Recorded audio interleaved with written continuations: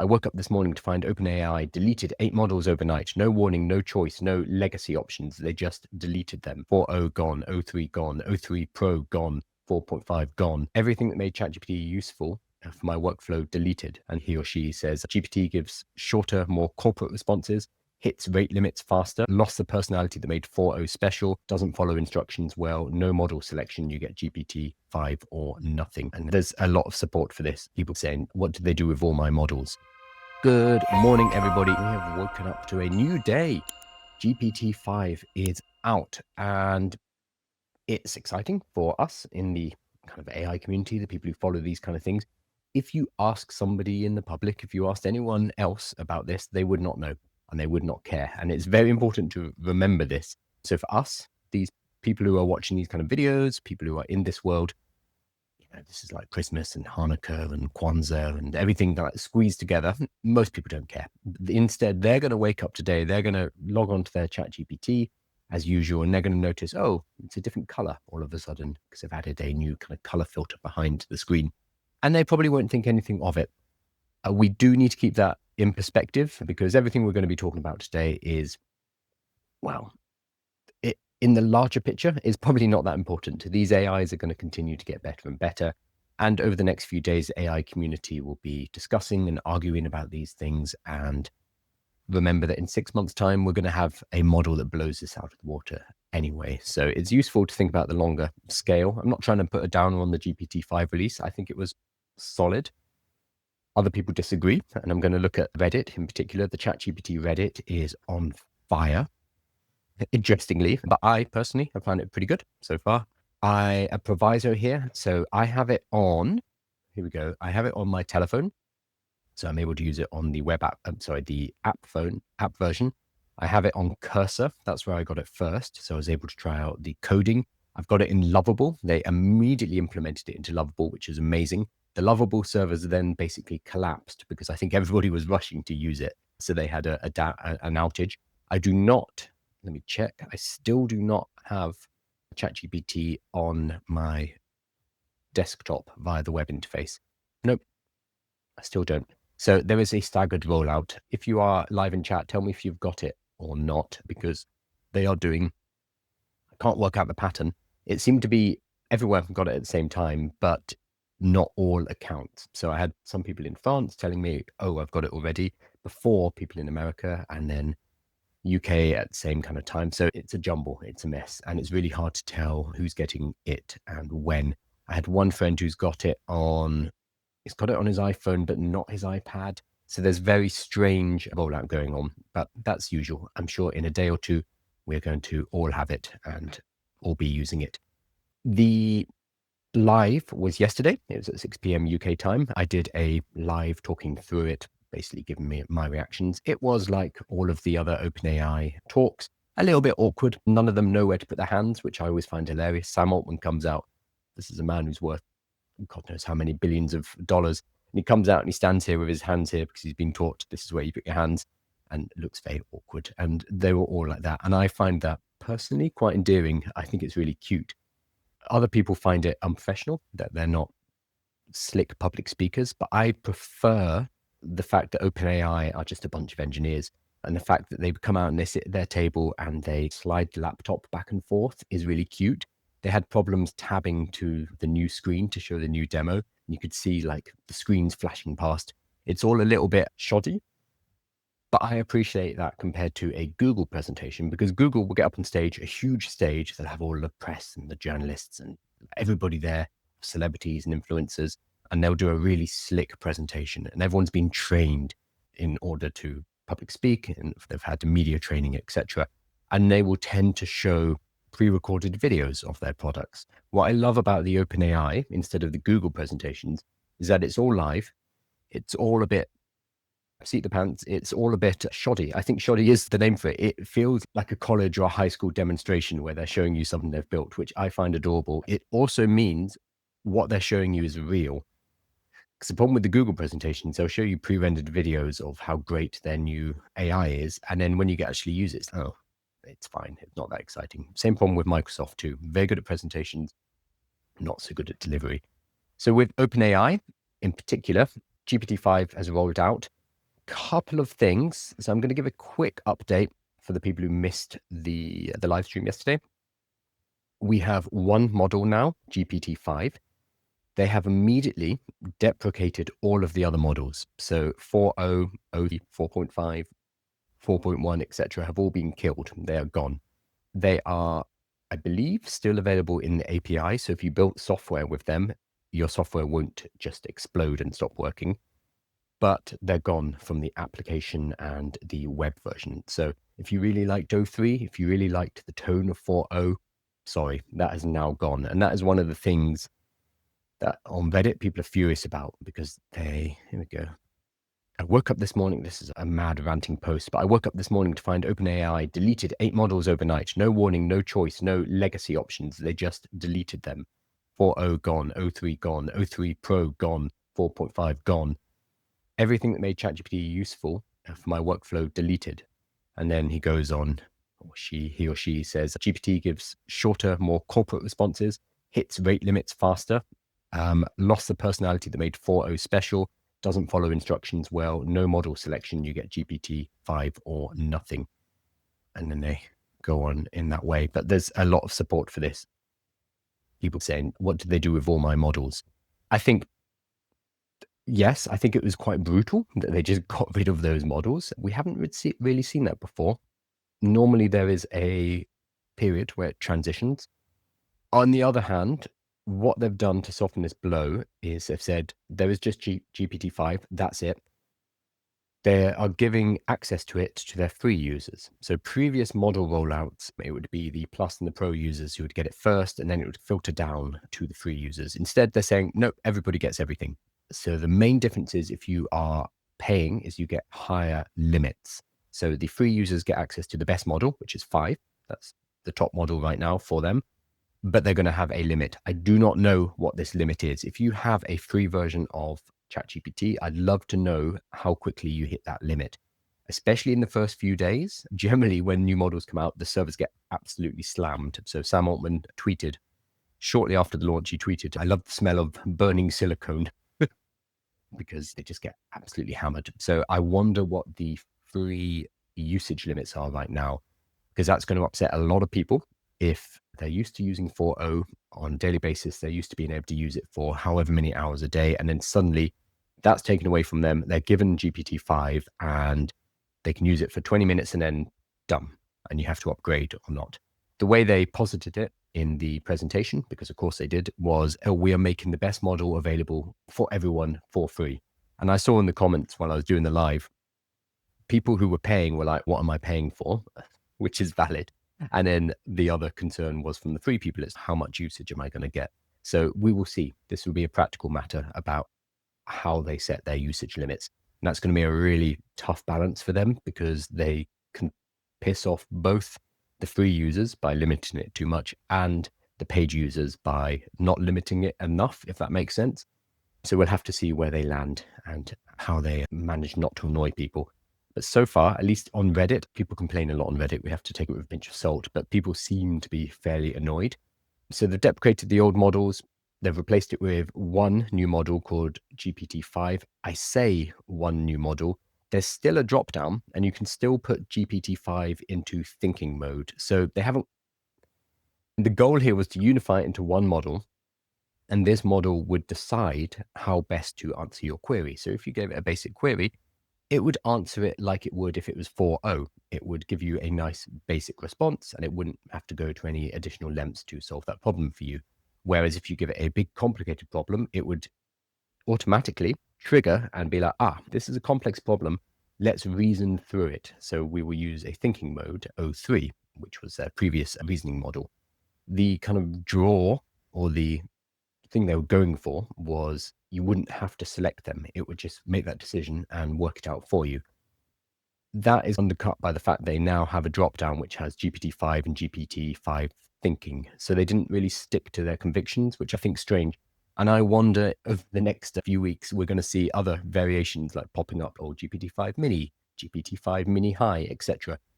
These already exist, Nano and Mini, in the API. So if you're building a program, you can have a stripped down version. That's fairly normal, but I wonder if those or some version of those will also make it into the app version as well, in which case it undercuts their whole idea of simplifying. That said, the simplification and putting it in one model, I think is a good idea because there are 700 million people out there who are using ChatGPT. The vast majority of them did not know, I was about to say do not know, did not know about model selection. And if they opened up that menu, it was incredibly overwhelming because you saw oh 04, 4, 4.1, 4.5, oh 03, oh 04 mini high. Like, how are you meant to choose from them if you're a beginner, if you're just started to use ChatGPT? There's no way you know which model to use. So by simplifying it and put in just 5, that's a good idea. I think that's really useful. So some people are going to wake up today, casual users of ChatGPT, they're going to notice, oh, it looks a bit different. That's cool. And then suddenly they're going to get better answers because the questions that aren't asking are kicking the model into a reasoning mode, and it's going to go into additional depth in order to answer them. Whereas people like yourself, you already knew how to put it into O3 in order to get longer answers, in order to get it into a chain of thought, in order to get a reasoning. Most people do not. So I think that's going to be a massive improvement for the casual users. The other big news, I guess, was the advanced voice mode is now available for free users. That's pretty cool. It's a really cool mode. In fact, I used advanced voice mode yesterday. This kind of gives you an idea of how powerful ChatGPT is. So I did the live stream talking about GPT-5. I didn't yet have it on my computers, so I couldn't test anything. So I went to go and fix my bathroom sink tap is leaking a bit, and I needed to apply some sealant. I used advanced voice mode to walk me through how to do that. Basically, I said, hey, I'm doing this. How do I remove this tap? This is what I can see. What do I need, etc., etc. And GPT advanced voice mode walked me through it. It's a really cool mode that not that many people use. It is now available on the free plans as well. Again, we don't know how much capacity, how much usage they get, but I think this is a good thing. What we didn't get was probably more interesting in the presentation. A lot of the presentation was just telling us this model is better and showing us some benchmarks. Some of them were internal benchmarks and saying, hey, it does better on these tests. Fine. But that just telling us it's better is not very useful in a presentation. So it really does depend on our usage. And the fact that we have it in our hands and we can try it out ourselves is important. So for me, I've been using it in Cursor and it's really good. It is basically one-shotting problems that I've had and I've been stuck with. I've given it to GPT-5 and it has worked its way through in one go, which is an amazing relief. I'm not sure if it's better than Claude Code. I'd have to do proper testing, like giving it the same problem, A, B. I'm sure much smarter people than myself will work this out, but I would say it's equivalent, maybe better than Claude Code, which is amazing if it is. And it's definitely better than Gemini 2.5. So that's my very anecdotal, very basic understanding of it. In terms of its written answers, they're fine. It doesn't feel that much different to using the previous models 4.0 and 0.3. I have not seen anything from its written answers that has blown me away.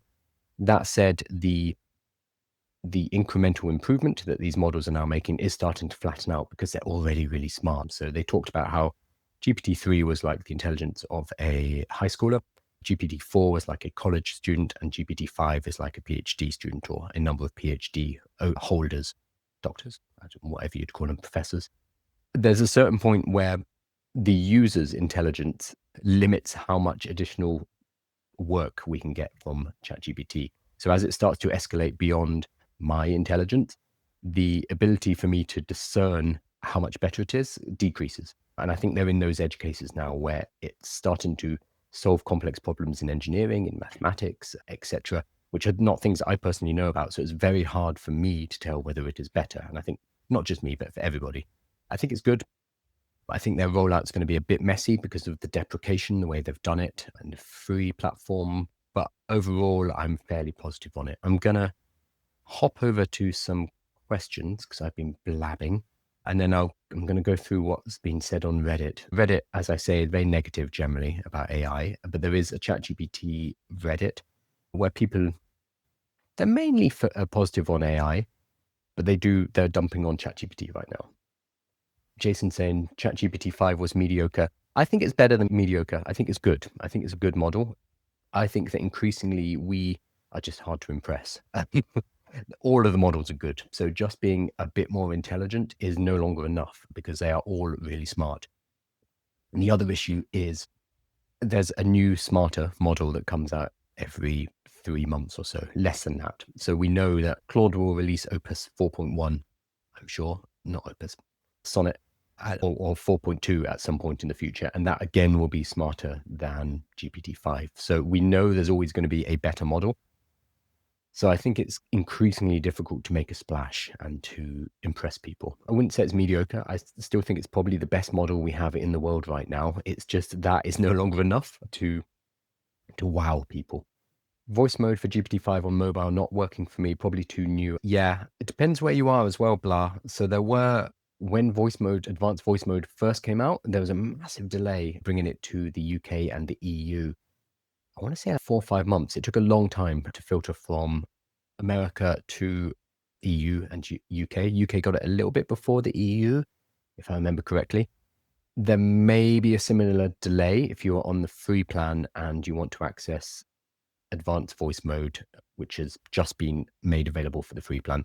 But it could just be the rollout takes a few days. So hopefully it's not a 3-4 month delay like it was previously. Hopefully it's just a few hours or a day or so.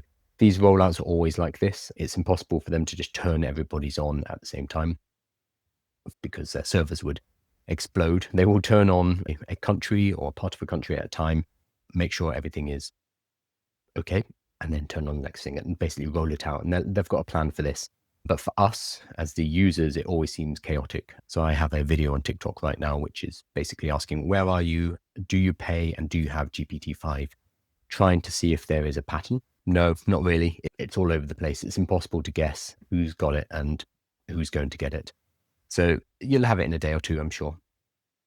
There we go. So TT saying, I haven't got 5 yet and I'm in London. So I'm in London too, and I got 5 yesterday.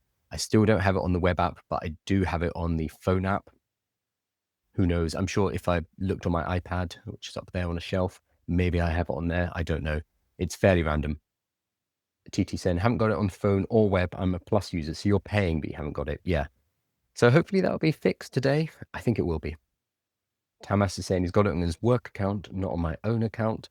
Yeah, this is normal. It's fairly chaotic. Interestingly, enterprise users aren't getting it until next week. But I guess the enterprise IT teams need to get ready for it anyway. So I don't think it's a huge issue. But yeah, they don't get it immediately. It's consumers who get it first. Okay, there's lots of people in the comments telling me where they have it. And it's, yeah, fairly chaotic. I love this. Zen Love saying, I was an early tester for their closed beta back in 2021. I thought then it couldn't get any better. Got a bit better. The question here is whether it will continue to get better. So there are concerns, both from anti-AI people, but also people, AI engineers, about basically running out of data. And this was something that was mentioned in the live stream and it was rapidly passed over. But they talked about, I forget which section it was, and I forget which of the engineers, he was a French guy, but that doesn't narrow it down. There's several French dudes there. He was talking about synthetic data. So large language models, and actually most generative AI, uses huge corpuses of data that we feed into these models. The internet is probably the biggest pile of data that we have, and we clean it up, we tidy it, we label it sometimes, and then feed it into these models in order to train on. We also throw in like all of the books, for example, and then these deals with the New York Times, Washington Post, etc., all of the newspapers are all thrown into these models to train them. The thing is, we have run out of data to give them because we've already given it the internet, and humanity as a whole hasn't created any more information, hasn't created any more data. So this is a civilizational problem. This is not the AI's problem per se. So lots of people criticize generative AI on this, saying it's not going to get any better because we don't have any more data to give it, so it's going to plateau, which it might. But this is not the AI's problem. If we had written more, if we had created more over the last 10,000 years of civilization, we'd have more to give it and it would get better. So we as a civilization have messed up here.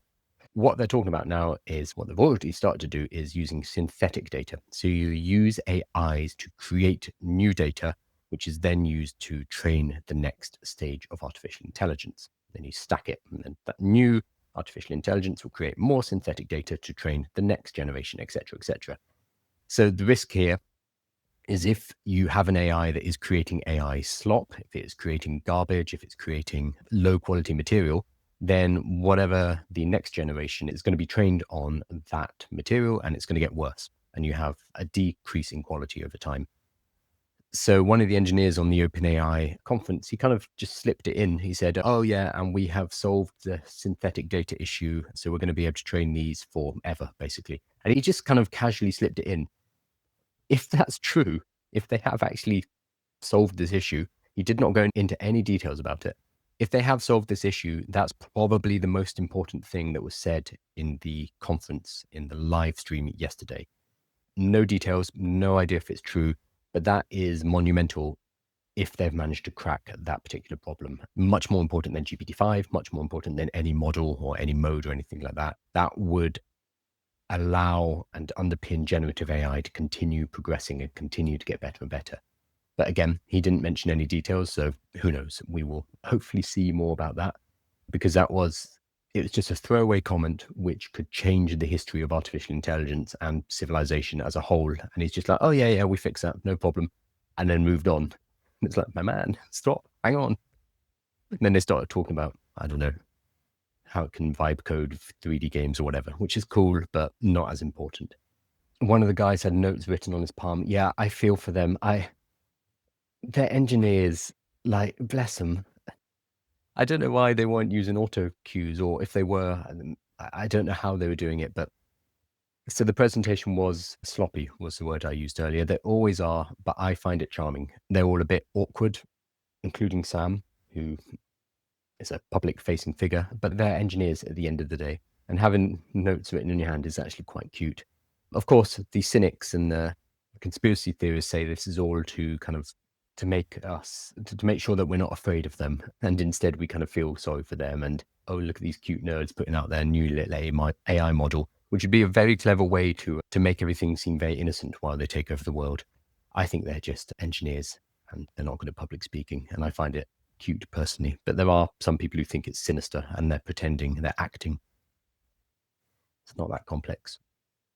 Leila's saying only very few have got it in Sweden, and I haven't yet. So you probably will. It seems to be coming out in the EU. So that was one of the concerns, was that the EU AI Act, which came into force a week ago, would slow down the deployment. It seems like that is not the case. I know plenty of people in the EU who have it. So I think this is just a normal delay. It's not a institutional delay, thankfully. What about standard voice going? I think standard voice is still there. I was using it yesterday.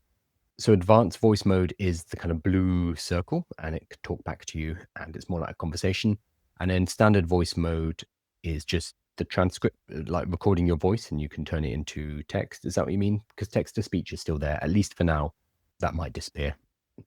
No is saying ChatGPT-5 verdict. Too early to tell. I'm impressed with its coding ability, its written ability, and its ability to think. So far seems fairly similar to what I've been doing. That said, I haven't thrown any big complex tasks at it, but I haven't noticed anything that's blown my socks off. So a lot of the presentation, this was the problem with it, was the first 10 minutes or so was basically them saying it's better at writing, and then showing you a writing sample that was still full of M dashes. I did notice it had about 3 M dashes. Like, oh guys, the one thing people are going to call you up on are the M dashes, and it still had M dashes.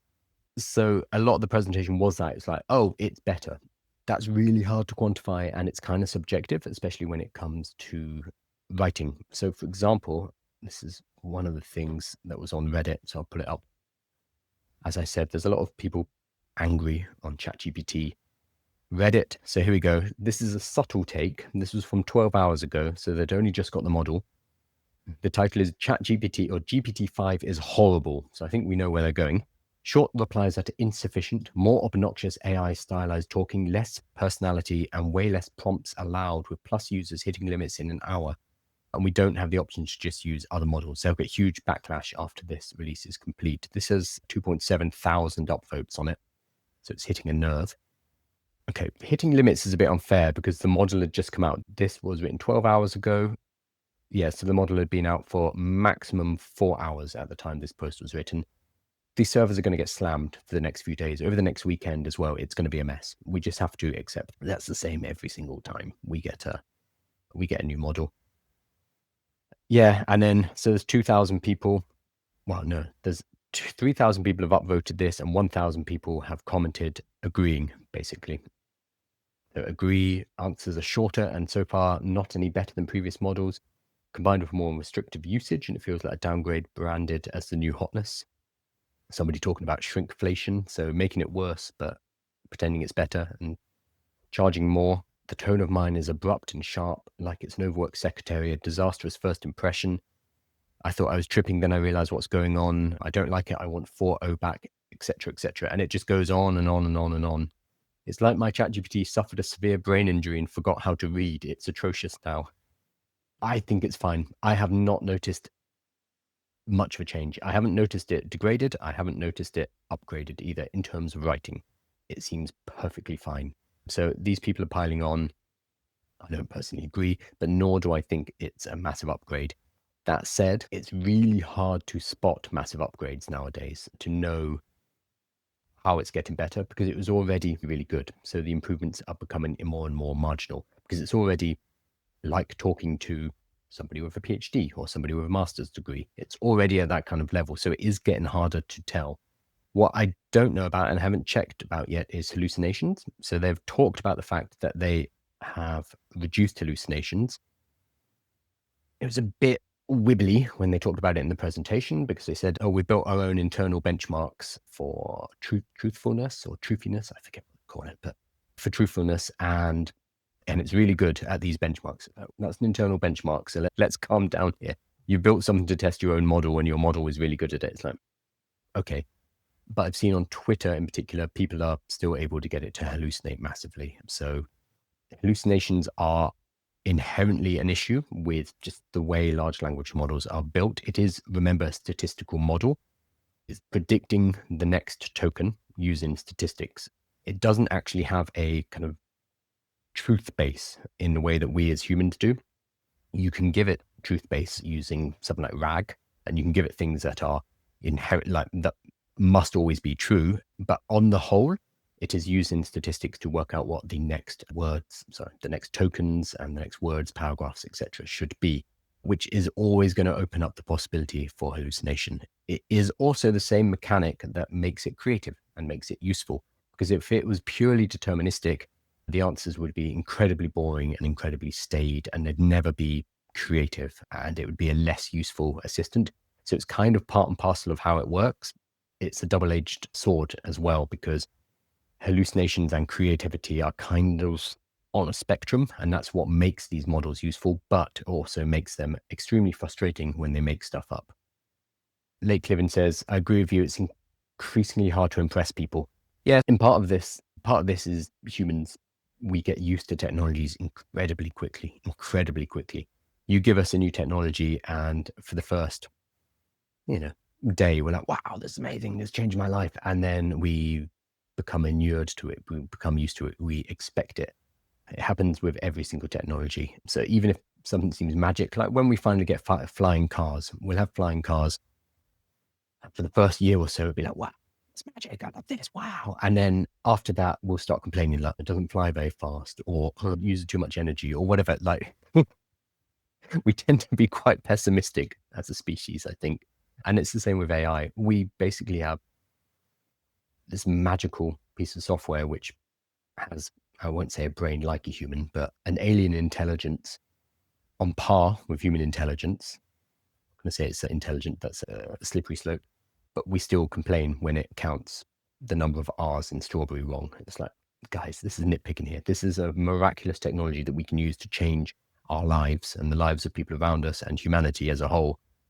Stop nitpicking, like just calm down. It's going to be much better in a year. It's going to continue to get better. And all of these silly little problems people have will disappear. Oh, okay. So there's somebody here, Nano has 5 and she's in Sweden. So it's definitely in Sweden, Layla. Probably just going to be rolling out at different times. Keith talks about context. Yeah, so they have increased the context window. I think it's 256K. Let me check 100%. They kind of hid it away because that was the one thing that I wanted to know about is what is your context window? So context window It shouldn't be so hard to find. I think it's 256K. Why can't I find this? Okay, here we go. This is from a third-party site. So the context window is, the easiest way to think of it is the memory, basically. It is how much information, how many tokens, which are roughly like words, but not exactly, you can put into a model. And that's going to include your query. So the prompt that you put in is going to include any documents that you upload or any text you give it. And it's going to include also its outputs as you start to have a chat. So you have this kind of, think of it as a memory bucket. And the more you chat, the more that bucket is going to fill up. At a certain point, that bucket is going to overflow. And if you're using a model like Claude, Claude will say, hey, I'm running out of space. Start a new chat. ChatGPT doesn't. It just kind of keeps going, which is a weird choice because that means it doesn't tell you when it's starting to forget stuff from earlier on in the conversation, or you don't know which parts of the conversation are getting dumped and which parts are getting prioritized. Is it still remembering the documents you gave it? Or have they been lost? Or is it still remembering the first prompt you gave it? Or has that been pushed out of the memory, et cetera, et cetera? There are different ways of managing that context base, but one of the major upgrades to a model is you just increase the amount of memory. And ChatGPT has always had a really low context window. They have now increased it to 256K, which is better, but it's not. Let me pull up the competitors. So the biggest right now, and for a while, has been Gemini. So Gemini 2.5 Pro has a context window of 2 million tokens, which is almost 10 times the amount of ChatGPT 5. To try and find, oh, sorry, there's a terrible graph. It should be a lot easier. And so I'm looking on a website which has all of the information about this stuff, but it is just difficult to parse. There's just so much information here. Long reasoning. Okay, I'm not finding it here. So one of the main things that I was expecting and hoping for was an increase in the context window in ChatGPT. That would have been the game changer. So for things like coding, for example, having a larger context window means it can hold more of the code base at the same time. And a lot of the problems with coding, especially if you've done any vibe coding, you'll know that the less advanced models, they will fix one thing and break something else at the same time.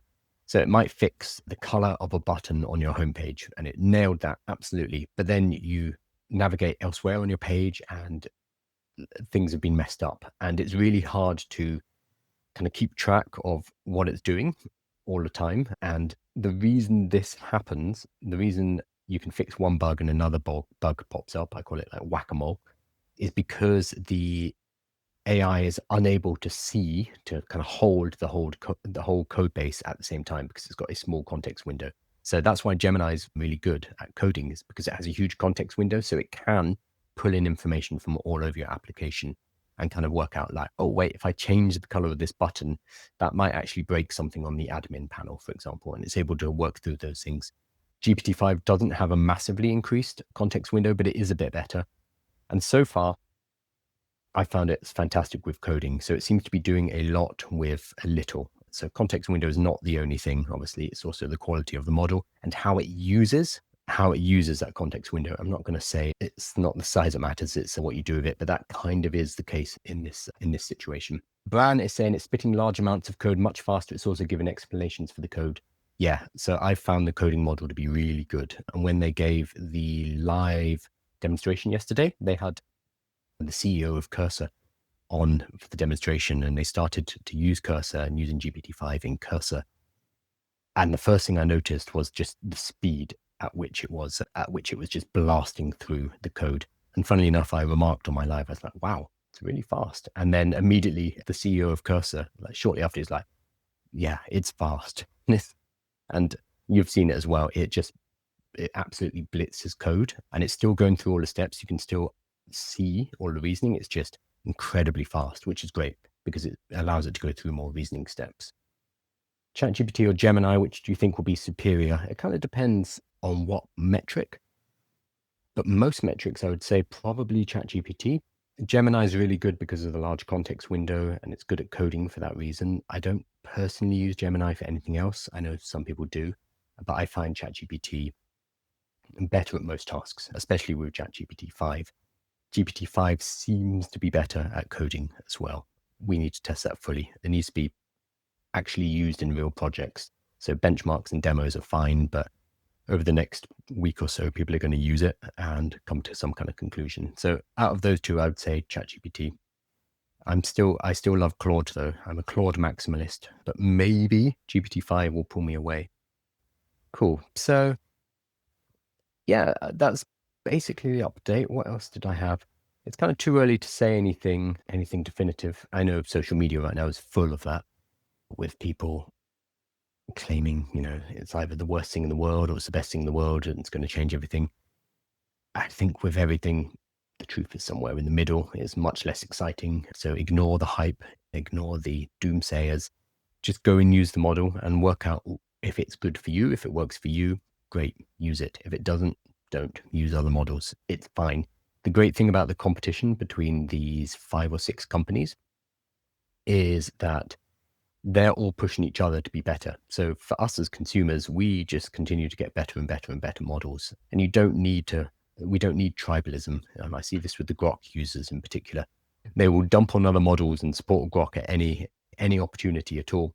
The truth of the matter is we can access all of these models for free or for $20 a month, which is probably the best $20 you can spend, considering the amount of power and intelligence it gives you. So I think regardless of whether this is flop of the century or it's going to propel humanity to the next stage, it's fine. It's good for now, and it's going to continue to get better. Sorry, that's not very exciting, and that's not going to get any clicks on a clickbaity thumbnail. Although my thumbnail designer might disagree, and he'll create something a bit more clickbaity. Oh, that's interesting. You reminded me, Welsh Gal. This is really important. So Welsh Gal just said, I navigated Gemini recently. I prefer the integration into the rest of the Google ecosystem. Really important. You reminded me, and I totally forgot about this. So thank you. ChatGPT now integrates with Gmail and Google Calendar.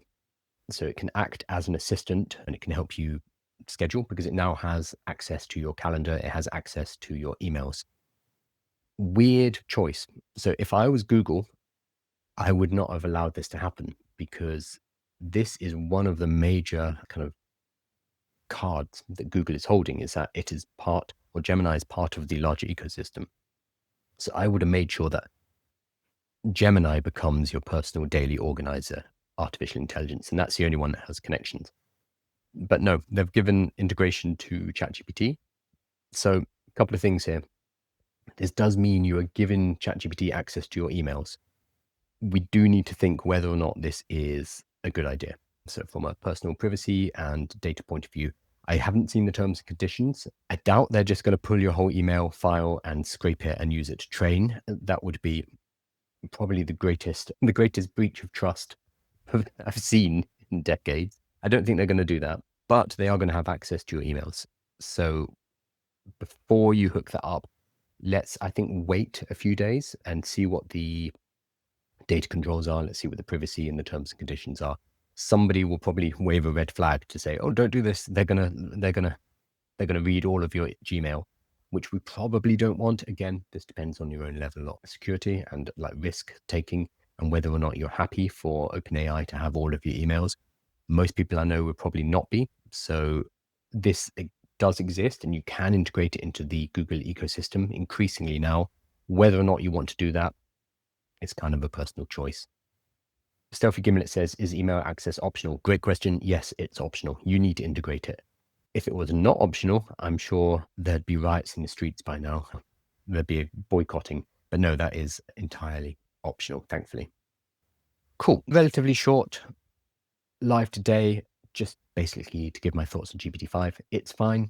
Pretty good. Good coding. Cool that they're giving it to people for free. We need to wait and see how much they give away, because they can't give away too much because that's going to annoy the people who pay for it, but they can't give away too little because that's going to annoy the people on the free plan because they've also removed 4.0, 03, etc. All of those are gone. So they've only got access to 5. So by reducing how much free users can use 5, they could be in for a world of hurt and people are going to be very annoyed. So if you go on the Reddit, for example, for ChatGPT, there's already a lot of very angry people. So hopefully they can turn it around. Maybe this is just overreaction. I think for the majority of people out there, the 700 million users of ChatGPT, they won't notice. They won't care. They'll just open ChatGPT and continue to use it as per usual. It's only people like yourself, people who are sitting here watching a live stream or watching YouTube videos about AI, who will actually know the difference. Nobody else will. It wasn't even on the BBC homepage today. So for us, it's like the biggest news in the world. But if I go to the BBC, no mention. Yeah. So we have to remember we're in a bubble of people who really care about this kind of stuff. Most people don't. And it's also a useful reminder that there is a wider world out there, and let's not spend the rest of the weekend screaming at each other on the internet about what the best AI model is, because ultimately it doesn't matter that much. Cool. I'm going to finish up for today. As always, the clips are going to be on YouTube. So we clip up the live and we tidy it up and we put it into YouTube in segments. There's also a daily newsletter that comes out, which has a summary of the previous live, as well as the links to all of the videos, just to make it a bit easier to consume. And I will be back on, it's the weekend. I'll be back on Monday at around 10 a.m. UK time with more news. I'll probably at that time have used ChatGPT-5 a lot more. So I'll have some more information. I'll be able to tell you a bit more about whether I think it's good or not, because I don't want to jump to snap decisions and snap judgments. So I'll see you on Monday, and enjoy using GPT-5 for those of you who have it. And for those of you who don't have it yet, I'm sure you will shortly. Enjoy. Have a great weekend, everybody.